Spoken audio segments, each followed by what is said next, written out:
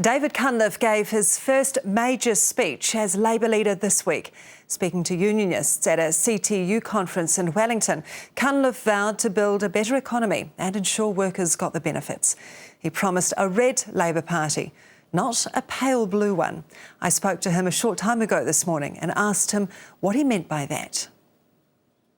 It means a party that sticks up for its principles, a party that knows why it's there, what it's campaigning on and the difference it's going to make, and it'll be a difference that matters to all Kiwis. OK, a living wage for all core government employees. How much is that going to cost? About $30 million a year, and that's budgeted within our financial package. We can afford that. We'll look to roll that out as we can afford it to cover Crown entities and eventually to contractors. And in the meantime, we'll put in place an accredited living wage employer scheme where we will provide an incentive for employers to certify that they are paying a living wage and thus get some form of preference in government procurement. How might that incentive look? I haven't put a number on it. It may be something like a percentage headroom on contracting. We'll have to work through the detail. OK, will you extend it out to the likes of hospitals, the armed forces, prisons? I've just said that as we can afford it, we will look to roll it out through Crown entities. That would include hospitals, schools and prisons, and we would also look to cover contractors. But I've said both in the speech and after the speech that has to be done within a responsible fiscal framework. Which, with the greatest respect, sounds a little bit of a get-out clause. It makes it sound like that, along with paid parental leave, is a little bit of a wish list, more than something that actively you can enforce. No, I don't agree with that. I think we've committed up front to a very tangible down payment here, which is to put $30 million in straight away to the core civil service, plus set up the accredited living wage employer scheme, plus we're backing the campaign and we're committing in principle to rolling it out through the broader state sector and to contractors. That's a pretty substantial commitment. Critics, of course, will pick at this from both sides. Some will say that's too much, wild-eyed socialism, and others will say it's too little because we're refusing to be profligate. I think we're being responsible but clear about our direction. We're on the side of working New Zealanders, but we're going to get there in a way that's sustainable. See, paid parental leave sounds interesting, 14 weeks to 26 weeks. Mm-hmm. It's impossible, though, to quantify, isn't it, how many people would take advantage of that? I think we've got some rough numbers, although I'm not briefed on the exact numbers this morning. We think that's a very important step.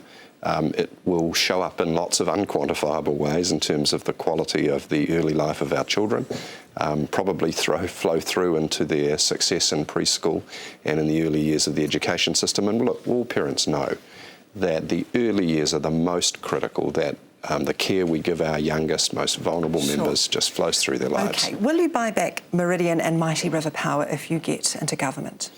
Look, what we've said is that we'll act in the public interest. We're obviously very opposed to the partial privatisation. We don't see why New Zealanders should be paying for stuff they already own. And of course, the asset sales program is in a hell of a mess at the moment. Mighty River Power is busy buying back its own shares at a time that the government's trying to flog off Meridian. OK, so what do you want to do? Do you want to buy them back? We reserve the right to act in the public interest, and I can't... What does that mean? Well, it means I can't foresee the circumstances before we get there. But people can be assured... could there be that would allow you to buy them back? Well, let's look at history. And the last Labour-led government in New Zealand went belly up in part because of conflicts at the board level.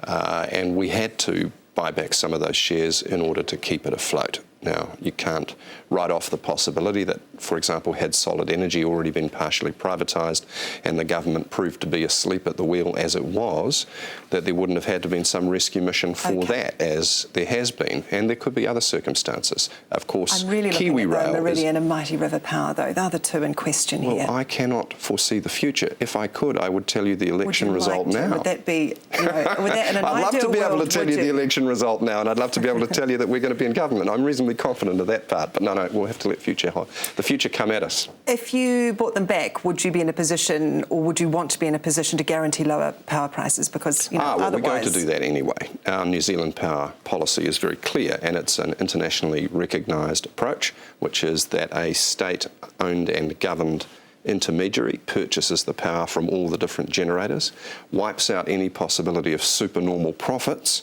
or gouging by those generators by ensuring that they're buying power at the right price, and then sells that on through the existing distribution chain to the consumers. Now, we think we can at least limit the growth in future power prices, if not drop it down.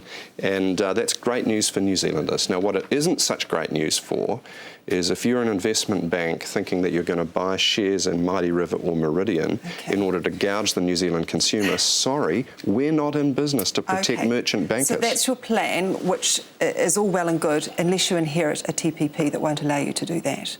Oh, the TPP, well, let's see the detail. The weakness with the TPP discussion so far is the government isn't telling New Zealanders in an upfront way what's actually in the agreement. Donkey says he can't because he's going to jeopardise negotiations. And when you're dealing with, a country like the Japanese, you can't be out I was talking with Phil Goff this morning, and he reminded me that when he was leading the negotiations for the New Zealand-China Free Trade Agreement, he had the CTU and Greenpeace on the advisory group that was with him. A couple of countries from memory. A huge, deep trade and investment agreement with critical clauses. My point, Rachel, is very, if I can, my point is very simple and very important, that there are many, many ways Mr Key's government could be briefing New Zealanders, at least on the generalities in more detail, short of releasing a text. The TPP, if it's to go through, will need parliamentary approval. On principle, do you agree with the TPP? Well, how would anybody know? Because we don't know what's in the detail. To me. No, it's not a no. Let's be clear, there's very, very significant upsides. I've appointed Phil Goff as our trade spokesperson.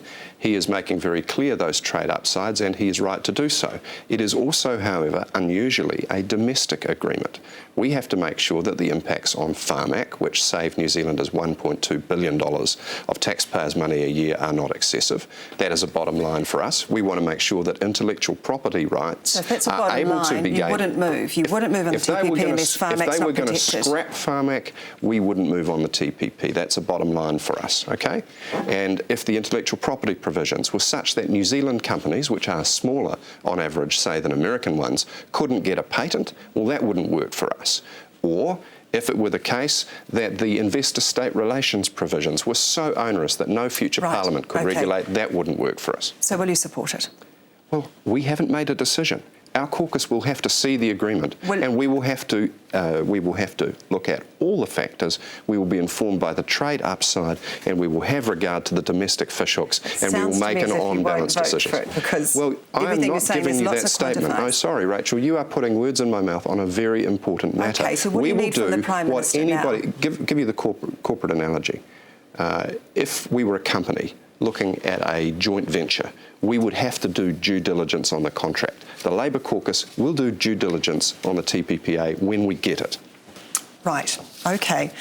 I want to talk to you about the Reserve Bank and your position on that, because do you believe the Governor of the Reserve Bank should have sole responsibility for setting the OCR? We do believe the Governor should have independence within a proper statutory and governance framework. I think what does that mean? It means that there's an Act, it means that there's a bank, there's a board. There is an active debate about whether it's best for that to be in the sole hands of the Governor or to be in the hands of a monetary policy committee. I have an open mind on that matter, and it's a matter that I would lean pretty heavily on the advice of David Parker, our finance spokesperson. Who I think would prefer a monetary committee. And I think there's some good arguments for that. What are the arguments for it? That you get a range of views on the table when the decision-making is made, rather than the range of the views presented beforehand. Would it be an external committee? Would it include, say, a unionist and a manufacturer on that committee? Those are points of detail that we'll need to consider. No, they're not really. Well, if David Parker wants a monetary committee, or whether it's internal or external. We will inform New Zealanders before the election, which is at least a year away. It's my understanding that it would be, it would include people like a manufacturer, like a unionist, and I would question, a little bit of a generalisation, I would question what their knowledge, their understanding would be of microeconomics policy compared with, say, a governor. Well, I think if you had someone like a leader of one of the main business lobbies, or a manufacturer or an exporter, then they would have a first-hand understanding of the impact of overvalued exchange rates on exporting, which is a critical issue for New Zealand. If you were to put in place a monetary committee, that would radically essentially change the whole concept of the Reserve Bank Act. No, it wouldn't. Taking it away from just a governor and having a committee making that decision? Still making independent decisions subject to the objectives of the You'd have Act. to legislate change, though. You'd have to change deal. that.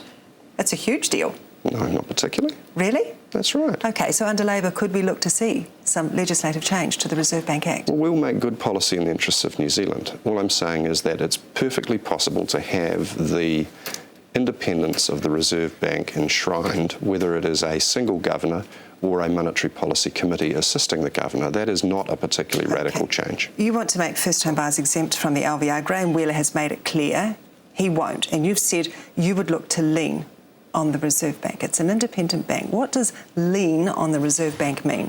I do believe in the independence of the bank, and I think anybody who has said otherwise hasn't carefully considered what I've actually said, which is that we would use the appropriate statutory mechanisms, which are the MOU on financial stability, which the government's just signed, and the policy targets agreement on monetary policy, which has been in use since the last Labor government. We would refine those to make clear that we want the bank to have regard to the government of the day's housing policy. But you can't make first-home buyers exempt, can you? That's the reality. Yes, you can.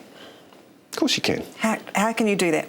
How can you do that? Well, the governor has said you can. He just doesn't think on balance it's worthwhile because he would prefer to have a slightly lower interest setting without an exemption. Now, that's a reasonable trade-off that reasonable people can disagree on. I have a lot of regard for the governor's view on this. I just don't agree with him. Okay. And look, let me say this.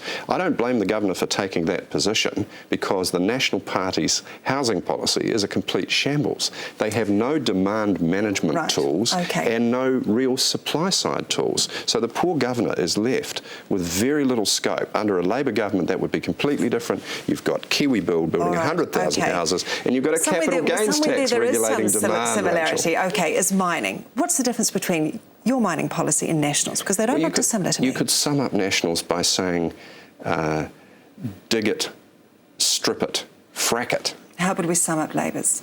Responsible balance between economic development and environmental objectives. That looks like you're working in with the Greens a little.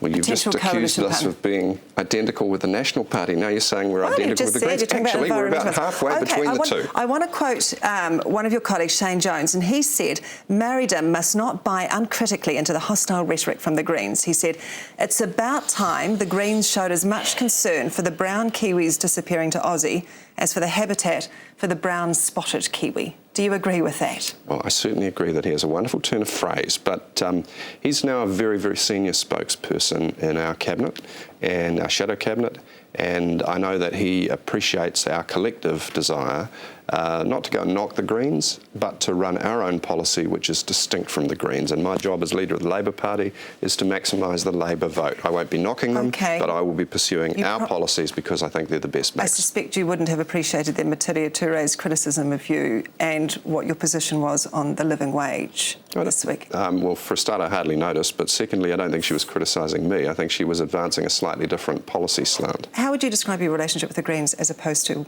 say, 6 months ago? Well, different because I have some slightly different responsibilities, but I would say positive on the whole. But let me repeat, my job as leader of the Labor Party is to maximise the Labor Party vote. We will look at whatever arrangements are required after the voters have dished up the vote share on election day, and we will work cooperatively with whoever we need to work with. OK, what's your next step? Where's your next speech? It's a very major speech to our conference, which is coming up in Christchurch, deliberately in Christchurch, because that's an area of the country we really want to focus on. That's in 2 weeks' time. In that speech, I'll set out, if you like, the game plan, the broad policy frameworks, and the how we win, which we will. All right, David Cunliffe, thank you for your time this morning. Thank you very much.